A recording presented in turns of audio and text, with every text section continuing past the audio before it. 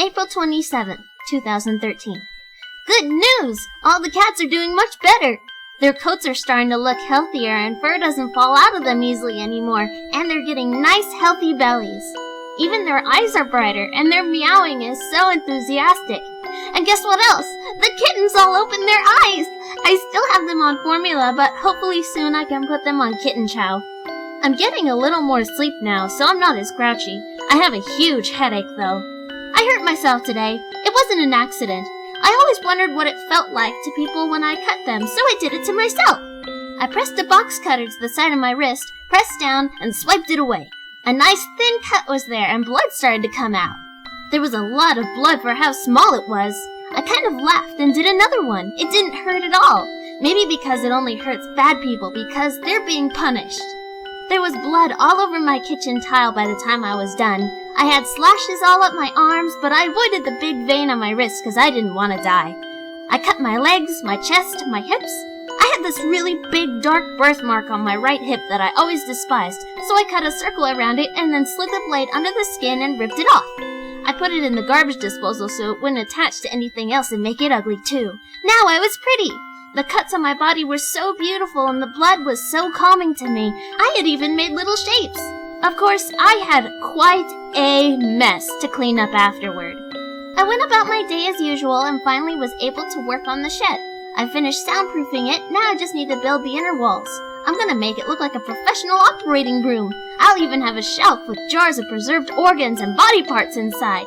All the while, my cuts never hurt. I accidentally hit my thumb with the hammer and it hurt a lot. It was strange. Like I said, maybe the blade knows who it's cutting. I'm too good of a girl to feel the blade's wrath. After I was done with the shed for the day, I got on my computer. One of the cats hopped into my lap and slept there. I was on a more obscure chat site since I hate Facebook and all that crap, and was having a fun conversation with this girl about music when this jerk came in and started bad-mouthing me. His screen name was ChickMagnet103. He started calling me gay, saying my screen name made me a faggot. I don't see how. My screen name is LizzyLovesYou76334. I hate having to put numbers when the screen name is already taken. The girl I had been talking with, Dancing Queen Forever, tried to defend me, but then she randomly signed out. I think her internet lost connection. Others in the chat room were giving ChickMagnet103 a piece of their minds, but he was targeting me specifically. He was telling me that I was fat and ugly and a stupid bitch and no one likes me. Where does he get off telling me things like that? I'm not fat, I'm just not a stick. He kept going and going and going. I blocked him, but he came on under a new screen name. I kept telling him to stop and that I did nothing to him, and he said, "What are you gonna do? Cry, little girl? Gonna cry? Go fucking kill yourself." Then, after I tried defending myself one more time, he posted this. Cry baby duh, cry baby duh, cry baby duh, cry baby duh, over and over and over again. I had it! The last thing I said was, "You shouldn't have done that." I'm going to track him down. I saved my chat log for that day and wrote down both of his screen names. I have ways and many connections with people on 4chan. I post there as a male Scientologist named Samson, and they really like me. They say I'm a genius. Really, I just tell them bullshit they want to hear, but in truth, I hate them all. It comes in handy, though, for there are tons of hackers. It will be so simple for me to find my cyberbully, and he will pay for upsetting me. I'm a very sensitive girl, very emotional. I've always been bullied, and I don't know why. I'm pretty, smart, and kind, but I guess that's not okay. Smirk, but they got theirs. I eventually found most of them when I became a killer and slaughtered them. I think there was always a killer in me because when I was in 3rd grade, these 3 girls were tormenting me again, spitting on me, kicking dirt in my face, and throwing rocks at me. They regretted that. After school, I followed them home. They had been torturing me all year. I was sick of it. They didn't get home, though. Oh, no. I went at all 3 of them at once. I made myself seen and pretended to be frightened, running away into an old abandoned factory. I hid behind a large crate as they came in saying, "Come out, little piggy. We're not gonna hurt you." But I knew this factory. I played in here all the time and even knew how to work the machinery. So as they were looking for me, I snuck out from behind the box and locked the main door. The other doors were already sealed. They turned around as I started walking towards them, a huge grin on my face. They weren't scared, but kept saying things like, "Aw, little baby decided to come out and play, and I think she's going to cry." I didn't cry. I laughed. I never laughed so hard. This made their smiles fall, and they looked a little disturbed. I continued walking forward, and they took steps back, still trying to shoot jeers at me, but I could tell they were nervous. At last, I backed them up against the conveyor belt. Before they could do anything, I grabbed a broken handle and hit them each in the head, knocking them out. I'll be honest, I didn't think it'd actually work. By the time they woke up, I had them each tied firmly to a chair, and they were facing each other in a triangle-shaped seating arrangement. I stood in the middle with a big box filled with my toys. I said, "By the time I'm done here, you'll know what it's like to be prey instead of the predator." It was so epic, I was proud of my vocabulary. I turned to one of the girls, Amanda, and congratulated her on being first. She started shrieking, "Don't kill me! Don't kill me!" I assured her she would definitely not be dying today as long as I didn't mess up. I took out some shears and a comb and announced that she was getting a haircut. I could tell they thought I was just going to play pranks on them. That is, until I started cutting. I started out nice and slow, pretending to be a professional hairdresser, and then, accidentally, nicked Amanda's ear.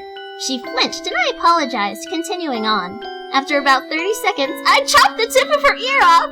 She screamed and the other two screamed, and blood seeped into Amanda's hair as I laughed and apologized again. I started recklessly cutting, accidentally scraping her scalp, neck, ears, ended up cutting off more chunks. She bled and bled and bled. Then I said I was going to perform acupuncture to calm her down. I had nice, long, thick pins in my hand and started shoving them into her legs and arms. I was down to my last one.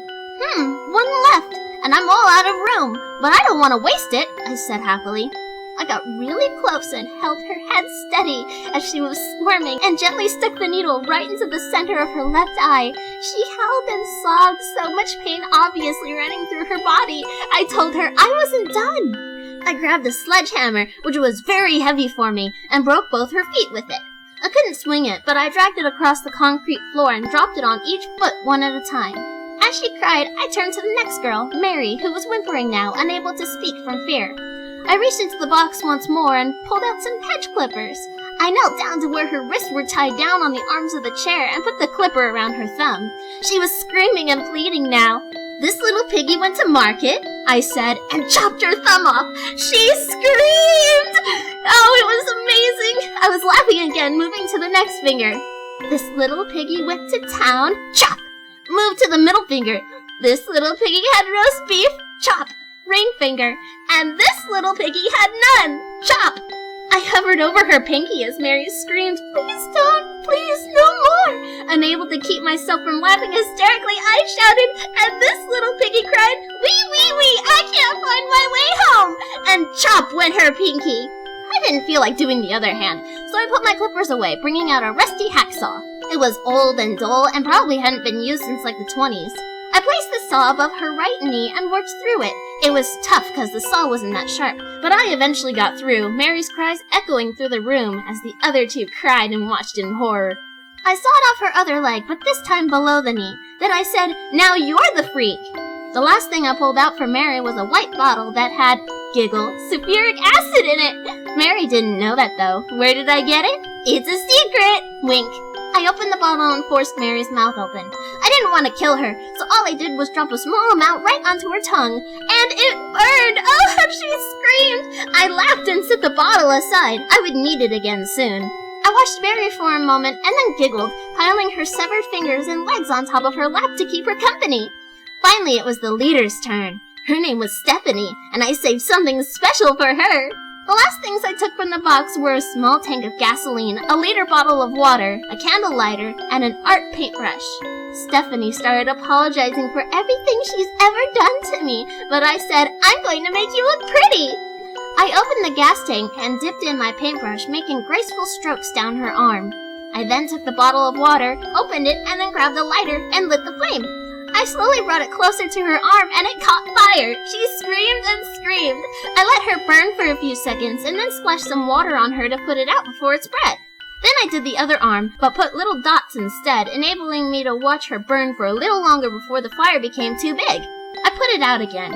I burned her arms and legs over and over and over again, and finally put the paintbrush to her face. She shouted and pleaded for me not to burn her face. I pretended to show pity, and then drew glasses, a mustache, and a beard with the paintbrush, and lit her face on fire. I couldn't help jumping up and down, giggling with excitement. After a few seconds, I splashed her with water, leaving her panting and crying. I allowed her to rest before I set her hair on fire. Then I put it out. Then I splashed the entire bottle of sulfuric acid on her face. Her skin burned and bubbled, and she screamed bloody murder. I waved my hands together, my work done exactly how I had planned. I looked at all three of them in turn and said, "Now if you want to live, you need to promise to not tell it was me. Say it was some guy, but I'll kill you if you tell on me." They cried and cried, but nodded frantically. I said, "Do you want me to call an ambulance?" They nodded.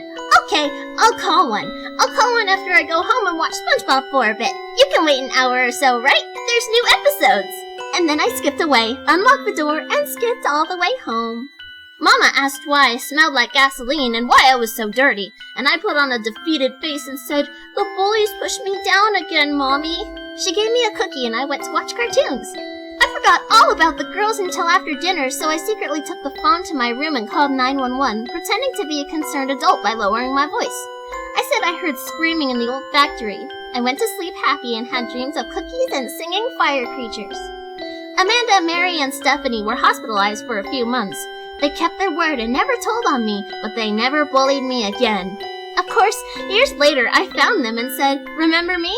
I finished my business with them. They were ugly now anyway, for they suffered permanent damage.